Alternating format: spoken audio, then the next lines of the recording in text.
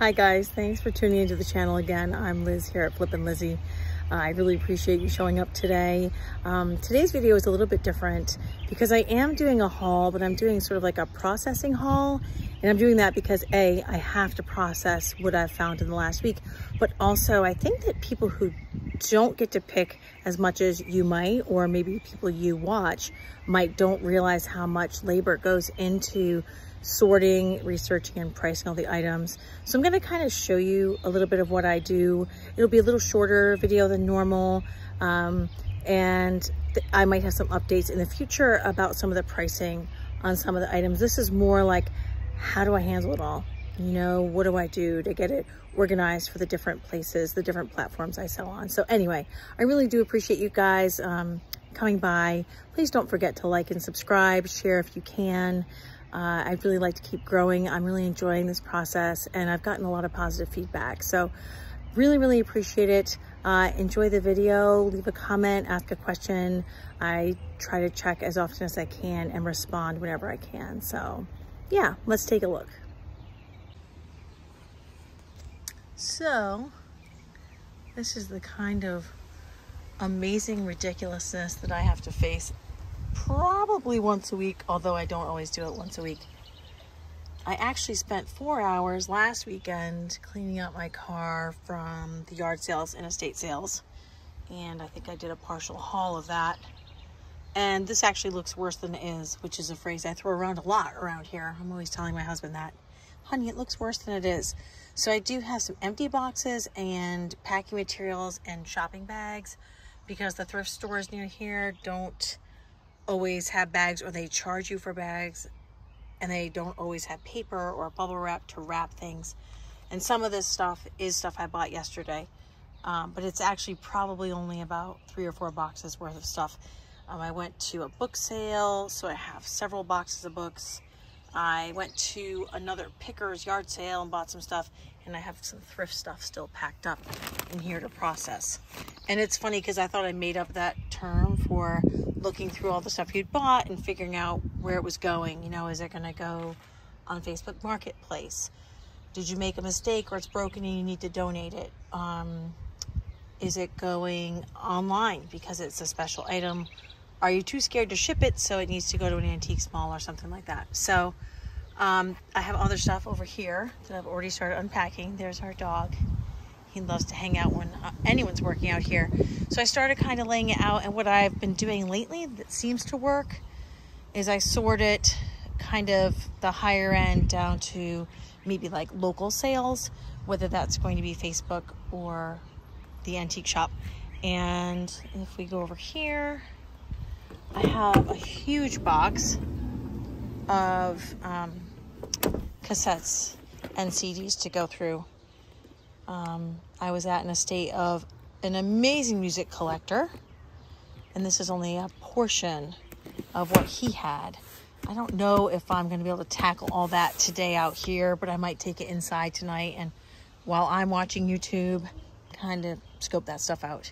So that's part of what processing is. And so I think a lot of people think that pickers just go to sales and flip it. Like they don't visualize the process and all the steps and labor that goes into the flip portion. The picking portion is super fun and kind of easy. Spending money is easy. You know, letting your eyes do the walking over items is kind of easy, right?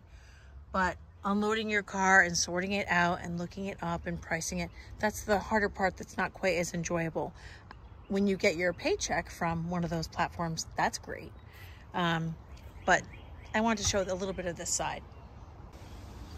Okay, with the exception of the books, CDs, and cassettes, this is pretty much everything that has ended up in my car in the last week. So you can see that you can buy an awful lot in a week, which really ends up being a couple of days because most of our shopping is done on the weekends.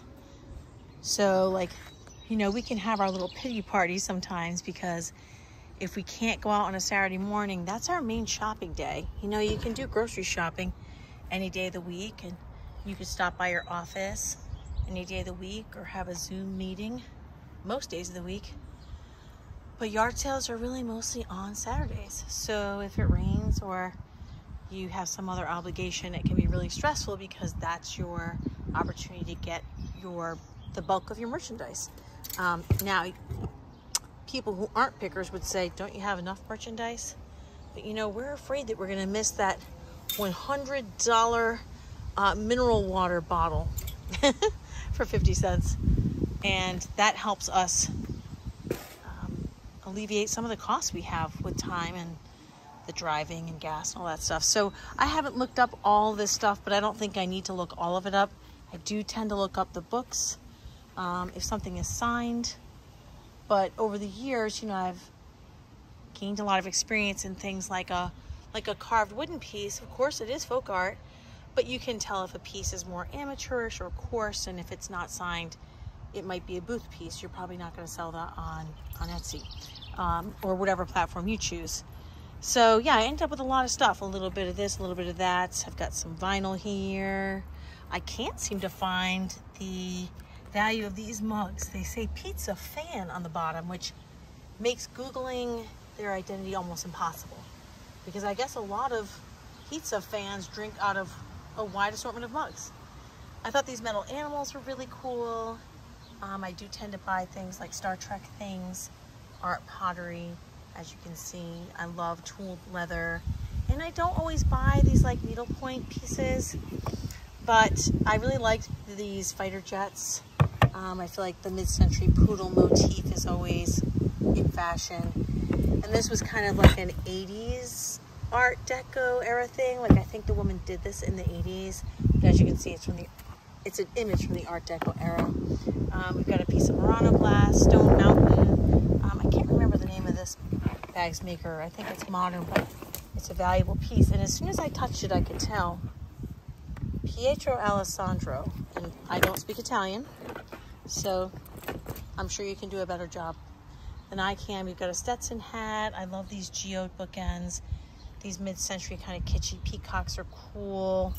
I know that these woven rugs can go, I think they call them, don't they call them hooked rugs?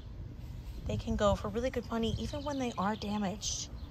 And this food dog's really cool. So anyway, that's just a quick sort of overview of what I've got here. I do have a couple of other things tucked underneath that I really need to look up. Hold on a second. So, not using my camera well.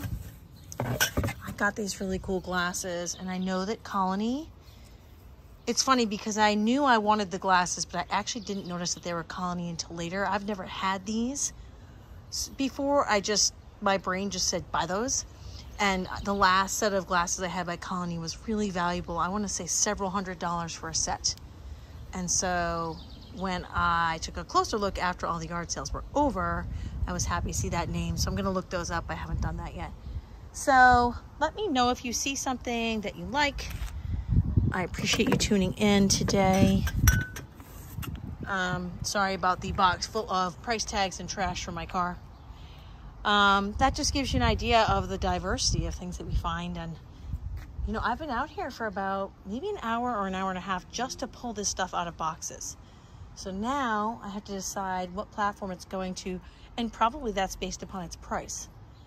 And maybe its fragility. So if I have a set of Pyrex bowls that's a really rare pattern, yeah, they're going to go on Etsy because someone in California will want to pay $300 for them. But if it's not a very rare set and those are big and fragile, I don't want to ship it because the shipping cost and the insurance cost I can't really make a profit if it's not a more expensive set, if that makes sense. Some Pyrex sets are like $300 or $400 and they would be worth shipping cross country. But then if it's like a brown and white pattern, not going to be worth it. It's going to cost you a lot to ship it. So yeah, just showing you a little bit behind the scenes and why it takes so long to process this stuff, and how over time you might want to slow down in the moment sometimes, excuse me, and give yourself a chance to decide, can this item pay me for the time it's going to cost me? I feel like that's one of the questions that I often talk about with my dad, who's been doing this for many years. I'll tell that story in a future episode. But anyway, don't forget to hit like and subscribe. We appreciate you being here so much. We're having a great time. I say we because it's become a little bit of a family project. My kids are better at technology than I, and they have been helping me, and my husband's been helping too. So they're pretty excited. You know, my son's 13, so he's like, wow, Mom, you're on YouTube. So I'd like to stay here for a while, and you guys can help me do that. Remember, yeah, we want to make money out there, but the most important thing is that you're having fun. And the real most important piece of advice I have for pickers is to never stop searching.